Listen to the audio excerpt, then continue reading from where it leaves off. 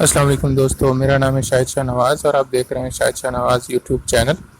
آج رمضان المبارک کے بابرکت مہینے کی 27ویں شب ہے، جس میں اہل ایمان اللہ تعالیٰ کے حضور سجدہ ریز ہیں اور اپنے پروردگار سے شب قدر تلاش کرتے ہوئے امت کی فلاح و بہبود کے لیے دعا گو ہیں۔ شب قدر کے بارے میں علماء دین بیان کرتے ہیں کہ گزشتہ قوموں کے اولیاء کو اللہ تعالیٰ نے سینکڑوں سال کی عمر عطا کی تھی۔ وہ خدا کے لیے روزے رکھتے تھے، عبادتیں کرتے تھے اور جہاد بھی ساتھ ساتھ جاری رکھتے تھے۔ جب صحابہ کرام رضوان اللہ علیہ مجمعین کو اس بات کا علم ہوا تو انہوں نے حضور اکرم صلی اللہ علیہ وسلم سے عرض کی کہ اے اللہ کے رسول صلی اللہ علیہ وسلم، ہماری عمریں تو مختصر ہیں، ہم گزشتہ قوموں کے نیک اعمال کا مقابلہ کیسے کریں گے؟ اس بات کا جواب دینے کے لیے اللہ تبارک و تعالیٰ نے سورہ قدر نازل فرمایا بے شک ہم نے قرآن پاک کو شب قدر میں نازل کرنا شروع کیا، اور تم کیا جانو کہ شب قدر کیا ہے؟ شب قدر 1000 مہینوں سے بہتر ہے۔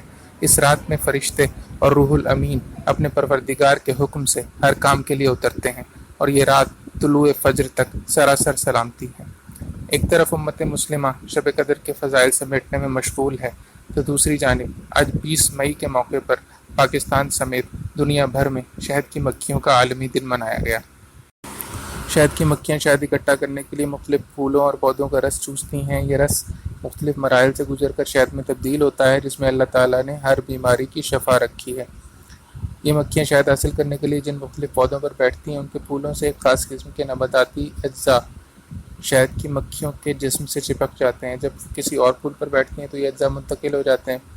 انسانوں اور جانوروں کے ساتھ ساتھ اللہ تعالیٰ نے پودوں کے بھی جوڑے بنائے ہیں۔ نر اور مادہ کی تمیز صرف جانوروں میں نہیں ہوتی، بلکہ پودے بھی جوڑوں کے ذریعے جنسی عمل سر انجام دیتے ہیں، جس سے ان کی نسل آگے بڑھتی ہے۔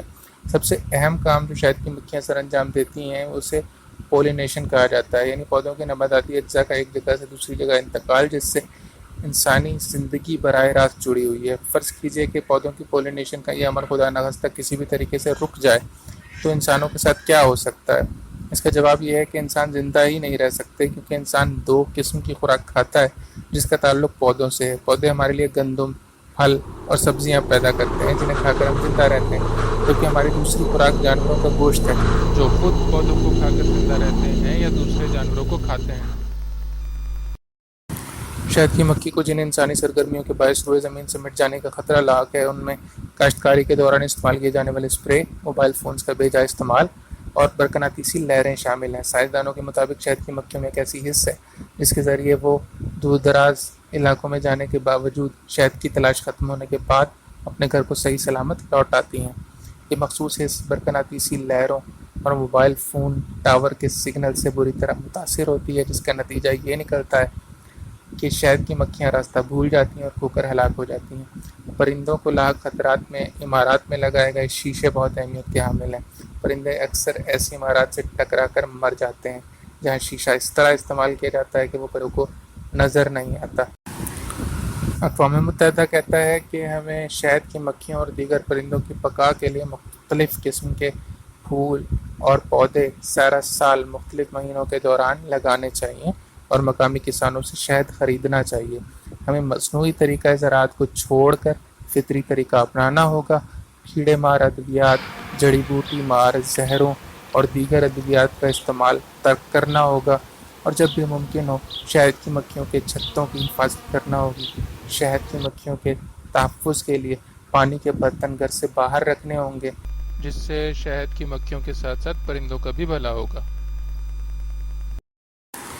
تو جناب، آج شب قدر کے موقع پر ہم نے شہد کی مکھیوں کے تحفظ کی بات اس لیے کی کیونکہ آج شہد کی مکھیوں کا عالمی دن تو منایا گیا، لیکن شہد کی مکھی دراصل اللہ تعالیٰ کا ہم پر وہ انعام ہے جو شہد جیسی نعمت پیدا کرتی ہے۔ شہد ہر بیماری کی شفا ہے اللہ تعالیٰ کے فرمان کے مطابق، اور حدیث نبوی صلی اللہ علیہ وسلم سے بھی ہمیں یہی درس ملتا ہے۔